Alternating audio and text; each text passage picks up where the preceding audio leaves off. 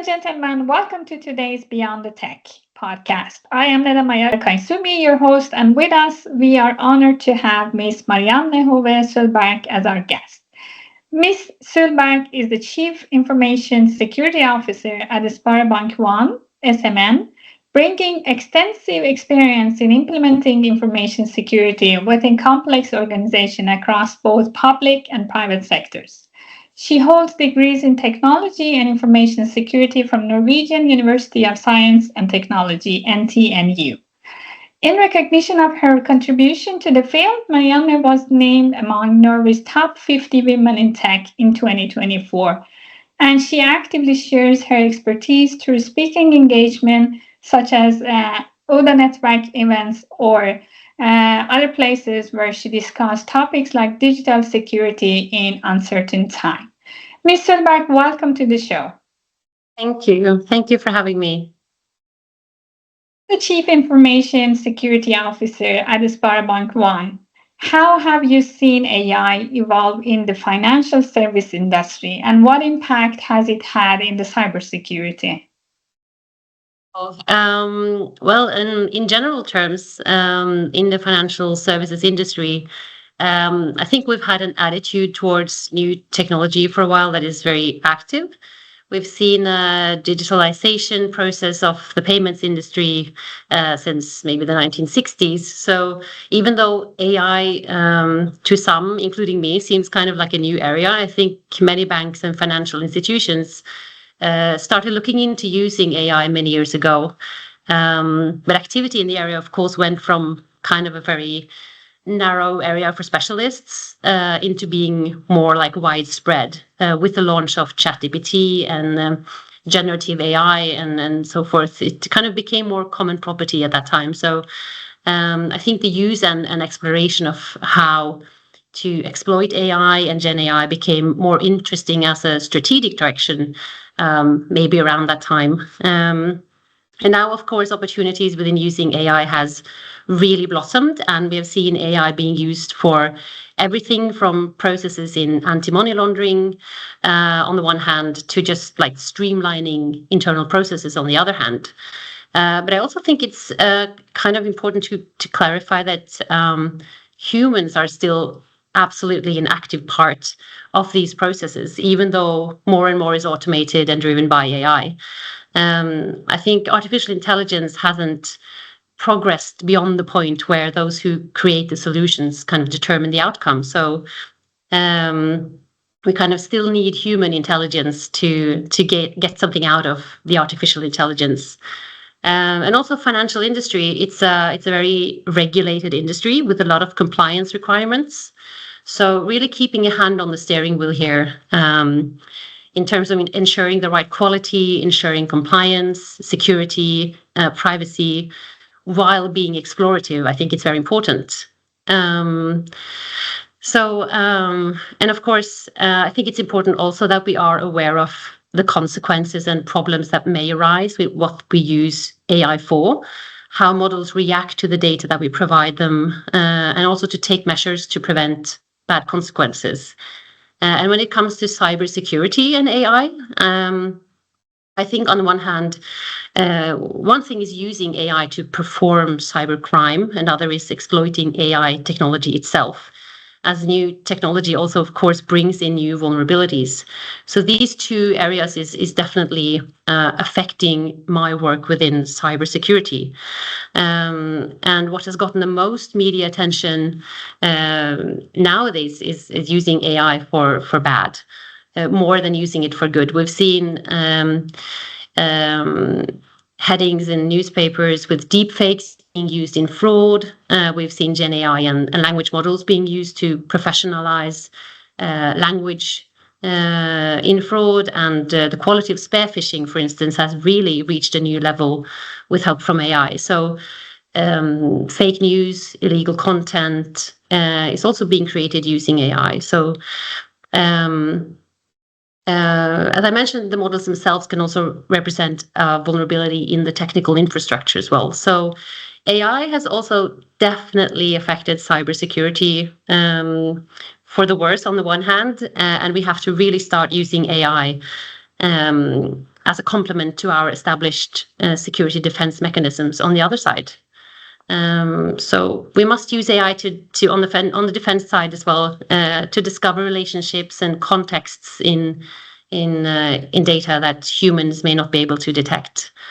Absolutely. And thank you for giving some example. I think that will quite eye-opening for our listeners here. And that was one of the questions I had. You mentioned like anti-money laundering, and increasing the cybersecurity. But considering these examples that you give, what does responsible AI entail, especially in the context of cybersecurity and financial services? How you can put responsible AI in this context?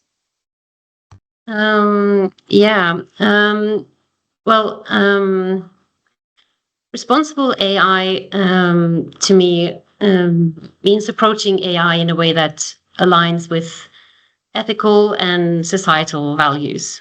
Some basic principles that comes to mind is, of course, fairness, the bias, getting rid of the bias. I think that's been talked a lot about when using AI as well. So we have to ensure that we have a diverse enough data collection, and of course, to ensure that mathematical models treat data equally. And we have to regularly check for unfair outcomes as well. Transparency is important, knowing how the data is being used, how different models make their decision. Though I'm not an expert in this field, but I understand that this is very difficult to actually understand how models work, and why the outcome is how it is. But I think it's important also to be aware of the limitations of the different AI models. That's also a way to use them responsibly. And I also thought about it a little bit I see kind of responsible use of AI and cybersecurity and the relations between these two, kind of in the same way I see kind of the company where I work and cybersecurity and the relationship between these, because cybersecurity is not our core business, that is providing financial services, but we do need cybersecurity to enable our business and the financial services. And in the same way, I think cybersecurity in AI is also needed to enable responsible AI. So to enable fairness and to enable transparency, we must protect user data. We must secure AI systems from being breached, or secure them from being misused. So artificial intelligence itself has become a target for cyber operations that exploit entirely new types of vulnerabilities. And AI also often deal with sensitive personal information, so we must ensure that this is handled responsibly. We must have robust encryption of these type of data. We must do regular security audits and address the new vulnerabilities that this technology brings in. So securing the technology itself is kind of a way to use it responsibly as well, in my opinion. Absolutely. And I think our listeners also agree with what you said on working AI and cybersecurity hand in hand to ensure the outcome. But you also mentioned in your comments that we need to share the results. So can you discuss your involvement with Cyber Breach Forum and how such collaboration can address the cybersecurity skill gap? Yes, of course. So the Cyber Bridge Forum is a think tank with a mission to kind of actively address the cybersecurity skills gap, and also to build digital resilience across borders. This is like a Nordic-Baltic think tank, and it's also supported by the Nordic Council of Ministers. So we have a high level of support. We are around 40 plus cybersecurity professionals, educators, working with everything from governance, risk and compliance, but also technical cybersecurity. The organization has had workshops. We've had a physical 2-day meetup in Denmark, where we addressed different challenges within cybersecurity, especially related to the skills gap and the need for capacity and competence within the field. So we kind of just meet up, put our heads together, share experiences around initiatives in our respective countries or in our companies where we work that actively address cybersecurity skilling. So this could include, for instance, including cybersecurity into non-technical education programs. It could be sharing educational materials across borders, talking about how to build cybersecurity case studies, how to strengthen cooperations with ENISA, for instance, the European Agency for Cybersecurity. So it's really exciting work. And I also love the cross-border collaboration here, because it's the times we are in are kind of difficult. And I think friendliness, sharing, cross-border collaboration is really feeling like a good vibe here to kind of working together on challenges that are common to us. And also nowadays, with everyone being online, there is a need for everyone also knowing something about technology, knowing something about cybersecurity.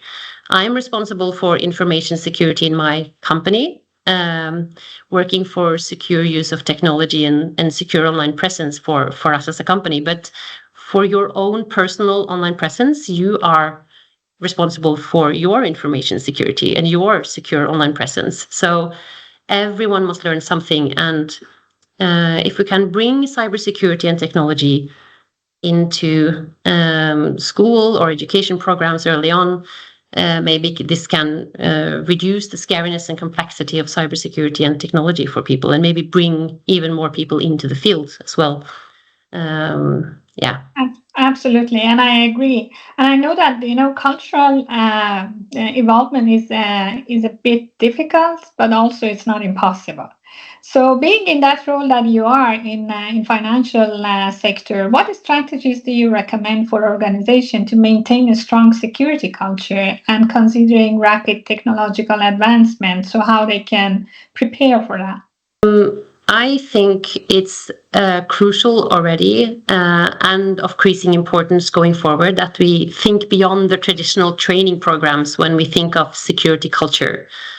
Security culture is more like the sum of the knowledge, the motivation, the attitude, the behavior of employees that constitutes the total security behavior of the company. So security culture is company culture. It's the overall culture of the business that kind of sets the tone, the culture that decides what behavior is rewarded. So first of all, we just truly need to work on building and maintaining a great working environment where we trust each other, where it's okay to be wrong, it's okay to make mistakes, and also to challenge established practices. Only when there's room for this kind of continuous improvement in our working processes, we can also improve our security posture and secure ways of working. So I think we are past the point where security culture equals security training programs. Security culture is also how often security is on the board's agenda, how often top management discuss security, how well all managers actually produce or promote good security behavior. So, and also if employees know the security policies in the company, etc. This is also culture. So if you wanna make a strategy to kind of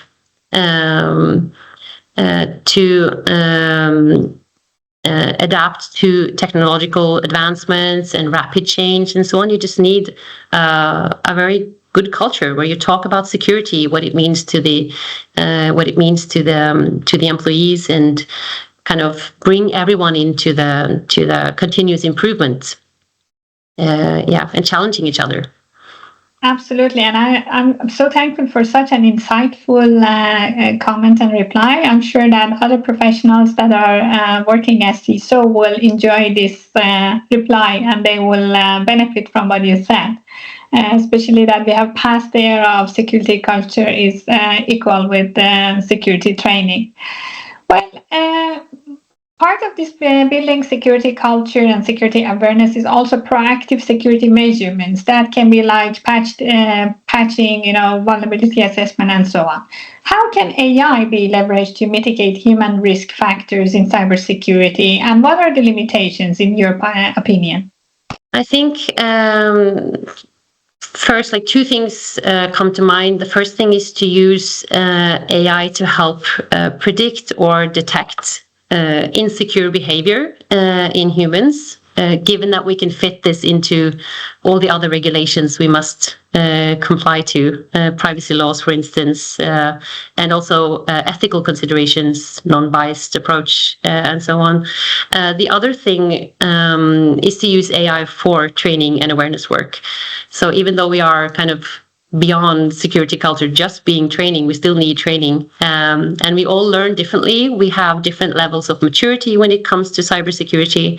So if we could use AI to help form the very best ways of training and also the right content to different individuals, then maybe you can get more of a feeling to knowledge might stick in a different way for the individuals, and maybe it also could feel, if not fun, then at least useful for the employees, because it's adapted to what they do in their daily work. So as I mentioned, also laws and regulations could be a limitation in this way, also bias. It may limit how we use AI as a tool for human risk, but given where we are today, where the human risk factor in cybersecurity is a bit of an immature area compared to technical security, at least, I think just a little help from AI can provide great value as well. Yeah, thank you for sharing that. And you mentioned bias, and bias comes from ethical considerations. So what ethical considerations should be prioritized when integrating AI into business processes, particularly concerning data privacy and security? Oh, yeah. This is always a difficult question. I think it's hard to understand exactly how AI technologies work, and also sometimes the training material, how they were trained, is not known either. So it brings in certain insecurities, especially for me, not being an AI expert of any kind. I'll just kind of learn as I go. But I do think privacy and security is very important when bringing AI into the business processes. So not getting too carried away with being like the most innovative front runner. Even though it's a good thing to be explorative, I think it's good to keep a certain cool about it and take a step back, and actually making sure that whatever model or tool we use, that these enforce privacy and security. Do proper risk assessments, evaluate what kind of risks we see by bringing new technology into the infrastructure, into our working processes, what this actually means for us, and see if we can accept these security risks that comes with it. Absolutely. You mentioned a very good point, and that's kind of active evaluation and human being to be interfere in that process. Well, I have a fun question for you. With unlimited resources, that means that if you had, you were in the dreamland and you had all the resources with regard to money, technicians, and whatever, what specific problem would you aim to solve in this world using AI, and how would you approach it? Oh, yeah. I'm not sure the answer is as fun as the question. I think I would definitely do something about fighting crime. More specifically, crime against children or groups of vulnerable people. So the first thing that kind of comes to mind is using AI in some way to help people that are being bullied, threatened, exploited, or abused online. It's not a very pleasant subject, but there is a trend here going in the opposite direction, with new technology being used for bad things, also against children. So I wish I had the knowledge and the guts and the technology to really use AI to save and or protect victims of online crime and abuse. And also to seek out and identify the criminals that do this, maybe even before they do it. I'm not sure how I would approach it. This is way beyond my field of expertise, but I guess it would have to be something with preventing these kinds of crimes or detecting when it happens, and also finding those responsible. Children's safety online is a case very close to my heart. And we also see like the Norwegian police, for instance, and I'm sure also European police and probably elsewhere as well, they are using AI already to identify victims, for instance, or to identify online crime in a new way using AI. So someone is thinking about this already, but yeah, this would be the case I would really go for if I could do like anything. And let me share a secret fun fact with you. My colleagues in Harvard and I, we are 3 people, and we already have started prototyping using AI to stop and reduce school shooting, which result in innocent children dying. That has been something in my heart for last 3-4 years strongly. And now we know that by live data monitoring and identifying some pattern of those criminals that are coming to school, it is possible to use AI and reduce at least school shooting. I know that bullying and other things will make it broader, but it at least makes it possible. So that's what we're working for. Do you have any advice for us? Oh, wow. Oh, that's sounds like a great cause. Advice, yeah. Yeah, again, this is kind of way beyond what I do for a living, so it's a little bit beyond me. But I do find the discussion both interesting and necessary. I think using AI to fight like actual crime this way is something that could have a true effect on society. It's very good use of AI. We need to kind of promote these kind of cases as well. I don't know if I have any advice. Okay. Well, thank you for sharing. Well, there is no doubt that the reason actually we started this podcast, we wanted to raise awareness on this importance that you can use AI for anything and everything, and especially for social problems like a school shooting that happens frequently. We had this incident in Sweden not a while ago about school shooting, and we had a lot of victims, which again touched my heart. I was thinking that we don't have that problem in the EU, but unfortunately, it's getting closer and closer. So we need to do something proactively. Yes. Yes. Well, thank you so much, Ms. Solberg. It has been a pleasure to have you. I really enjoyed this conversation, and I'm quite sure that our listeners did the same. So thank you so much for being with us today. Thank you for having me again. It's been a pleasure.